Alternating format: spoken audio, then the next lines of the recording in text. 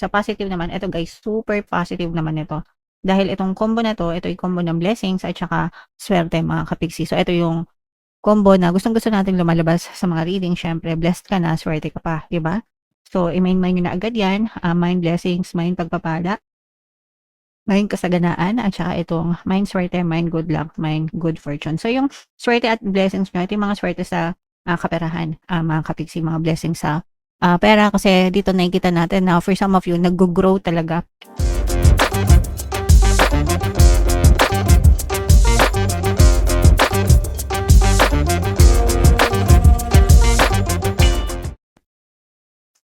Hello guys, hello Capricorn, welcome back to Pinoy Pixie Tarot. Ang pamagat ng episode natin for tonight is second half kapalaran para ngayong July 16 to 31 para sa Capricorn, Sun, Moon, Rising sign, and Venus. Unahin natin tong deck na to guys. Ito yung mga angel messages para sa inyo or yung mga paparating sa inyo, mga kapixie. Eto guys, ibig sabihin nito, hindi pa kayo nakaka-move on, guys, sa mga nangyari sa inyo in the past. May mga attachment pa kayo. Yeah, so isa ito sa mga dahilan kung bakit yung iba sa inyo nai-stuck sa buhay, hindi makapag-focus sa inyong present.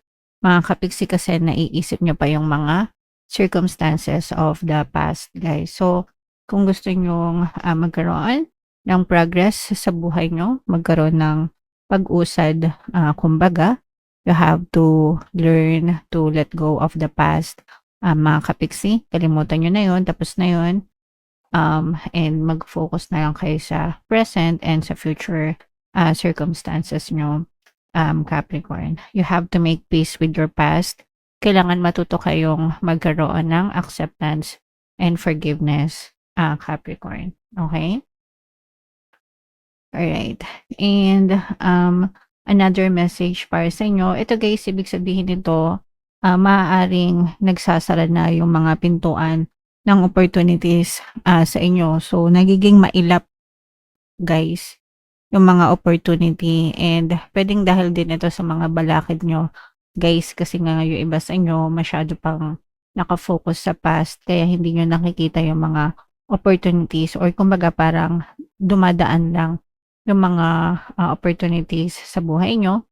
Hindi kayo nakakapag-take ng action, hindi nyo na susunggaban, kumbaga, and napaglilipasan lang kayo, guys, okay? So, yan talaga yung nangyayari usually kapag masyado kayong stuck sa past nyo, mga kapiksi.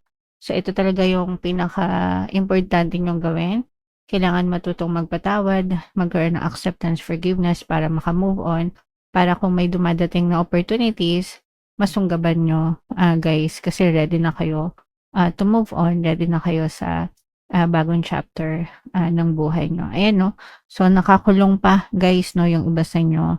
Yung iba, may takot pa, takot pang lumabas ng comfort zone, guys, kaya hindi na-explore yung other opportunities, mga kapiksi.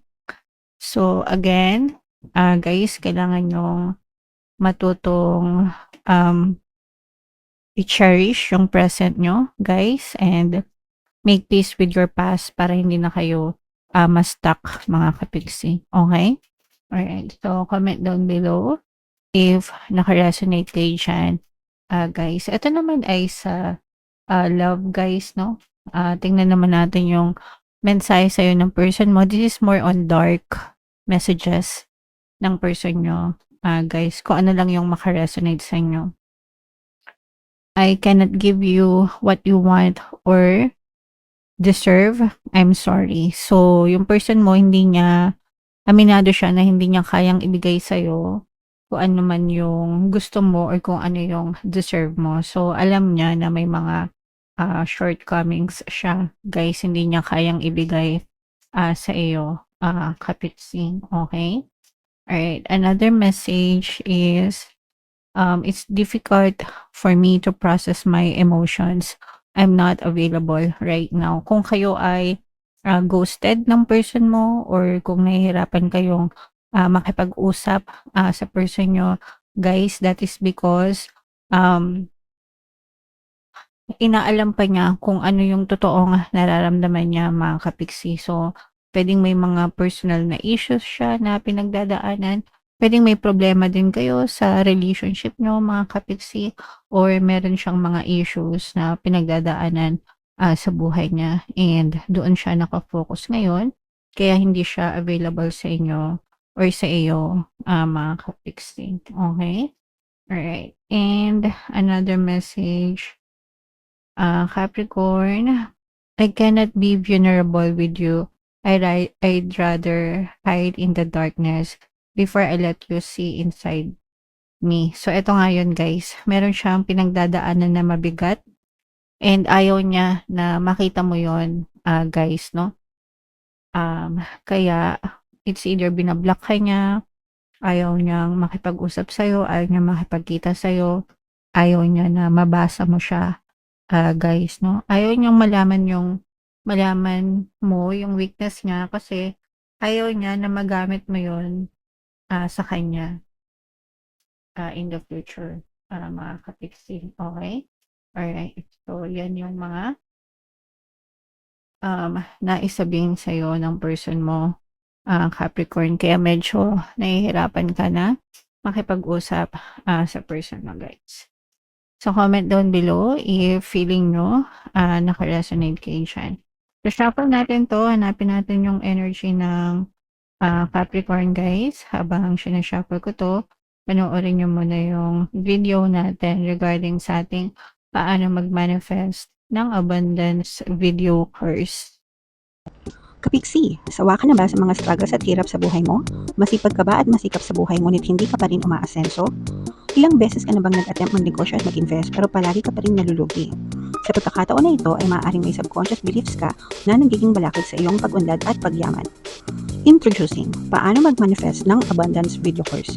Dito ay matututunan mong ma-overcome ang mga balakid mo para tuluyan ka ng umunlad, umasenso, sumagana, maging matagumpay, successful at maswerte sa iyong kabuhayan, pera, trabaho, negosyo sa lapi at kaperahan ng bonggang-bongga.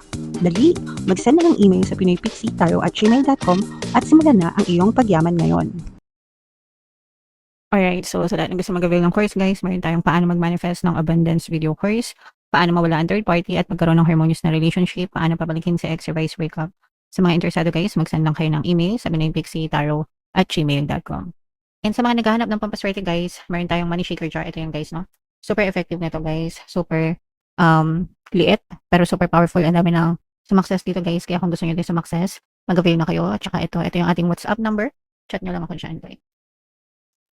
So, Capricorn, kayo ay represent ng King of Pentacles. This is both positive and negative. Unahin muna natin yung negative, mga kapiksi. Angel number 999, no? Pero yung negative hindi naman masyado, guys. Konting stress lang ito. Hindi naman maiwasan na ma-stress tayo minsan, guys. And yung stress nanggagaling yon kapag meron tayong isang negative na sitwasyon na paulit-ulit nating iniisip. Siyempre, negative siya, tapos iniisip mo pa ng paulit-ulit. Natural na ma-stress ka kapag paulit-ulit mo siyang iniisip, guys. Okay? So, iwasan yung mag-overthink, iwasan yung mag-isip ng paulit-ulit ng nega, and i-divert nyo yung attention nyo sa ibang bagay para mawala yung stress nyo, mga kapiksi. Okay? So, yun yung nakikita natin sa negative. Sa positive naman, ito guys, super positive naman ito. Dahil itong combo na to, ito yung combo ng blessings at saka swerte, mga kapiksi. So, ito yung combo na gustong-gusto natin lumalabas sa mga reading. Syempre, blessed ka na, swerte ka pa, diba? So, i-main nyo na agad yan. Mind blessings, mind pagpapala, mind kasaganaan, at saka itong mind swerte, mind good luck, mind good fortune. So, yung swerte at blessings nyo, ito yung mga swerte sa kaperahan, mga kapiksi, mga blessings sa pera. Kasi dito nakikita natin na for some of you, nag-grow talaga. Mag-aani or nag-aani kayo ng mga positibong resulta ng mga pagsisikap nyo sa buhay, mga kapiksi. Kumbaga nagbubunga na, no, yung lahat ng pagsisikap nyo, and yung mga bunga na yan, more money, more income yung inyong ma-experience guys ngayong panahon na to. So kung ano man yung applicable to guys sa kahit anong source of income nyo. So pwedeng nagtatrabaho kayo, nagnenegosyo kayo, or kahit yung mga side hustle. Minsan guys, yung mga side hustle, malaki na rin yung kinikita ng iba sa mga side hustles lang. Sometimes, mas malaki pa kaysa sa kinikita sa trabaho. Yung mga sahod sa trabaho, ganyan. And, yeah, so just make it work for you. Guys, wag niyong sayangan itong mga blessings na to at itong mga swerte na to kasi talagang lubos-lubos na pinagpapala kayo, mga kapiksi. And bukod dyan, talagang paabante, no? Kasi ito yung success, no? Isama na natin, mga kapiksi. So, ito yung triple combo, guys. So, ito yung swerte, good luck, good fortune. Ito yung mga blessings, pagpapala, kasaganaan. At ito ay energy ng success, victory, at tagumpay. So, triple combo yan. Magandang, ibig sabihin, guys, maganda yung progreso ng pamumuhay nyo, talagang pinagpapala, talagang sinuswerte, talagang nagtatagumpay kayo. And achieve nyo yan guys, basta palagi kayo nagfo-focus dun sa mga desires nyo, sa mga ambisyon nyo, nagiging positive kayo palagi kayo nagdadasal, guys, talagang achieve nyo yung energy na yan, mga kapiksi. Okay? And bukod dyan guys, sinuswerte rin kayo sa loob ng tahanan. Ito yung family energy. Pwedeng nagtutulong-tulungan din kayo ng pamilya nyo guys. Kumbaga parang hindi lang isa yung breadwinner sa family nyo. Pwedeng nagtutulong-tulungan kayo kung magkakapatid kayo or kung buong pamilya nyo, ganyan, nagtutulungan. Kaya talagang sinuswerte kayo sa buhay at pinagpapala kayo kasi marami kayo nagtutulong-tulong. So, swerte talaga kayo, guys. Okay? So, i-mind nyo na guys, lahat ng mga magaganda dyan. Ayan o, so nakikita talaga natin yung energy ng pagtutulungan, mga kapiksi. And ito naman, guys, is meron ditong presence ng Earth signs, Capricorn, Taurus, Virgo. Ito guys, this is more on love kasi for some of you, maaaring magkaroon ng reconciliation dito guys pagdating sa love kasi diba kagaya nga natin ng sinabi natin kanina na parang unavailable yung person mo kasi meron siyang pinaprocess na emotion niya, mga kapiksi. Pero for some of you, maaaring during those times na nag-iisa siya, ma-realize niya kung gaano ka-importante sa kanya and maaari itong bumalik at magparamdam sa inyo, mga kapiksi. So, if you want to give this love another chance, guys, pag ito bumalik, guys, totoo yung intention niya sa inyo. And mararamdaman mo rin yung pagiging loyal niya kapag siya ay bumalik sa inyo. Kasi kapag bumalik ito, doon niya na talaga na-realize kung ano yung totoong value mo sa kanya and hindi ka na niya pakakawalan. Kumbaga, sa susunod, ayaw niya nang magawa yung mga mistakes na nagawa niya ngayon, mga kapiksing. Okay? Alright. And for some of you guys, no, may mga opportunities. Sabi ko nga sa inyo, guys, eto, yung pagiging nega nyo, yun yung nagiging balakid sa mga opportunities nyo, guys, no? Pero kung hindi naman kayo nega, mga kapiksi, samantalahin nyo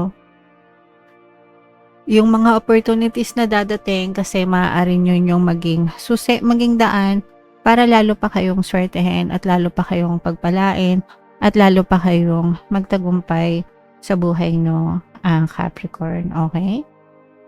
Alright. So, yeah, i-mind nyo na yan guys sa comment section and comment down below if nakaresonate kayo dyan, mga kapiksi. For more tarot readings guys, ito yung playlist nyo. Ito naman yung ating success stories ng paano mag-manifest ng abundance video course. Panoorin nyo itong video natin guys about money shaker jars. Thank you for liking, sharing, and subscribing. See you next time. I love you all guys. Have a nice day. Bye-bye.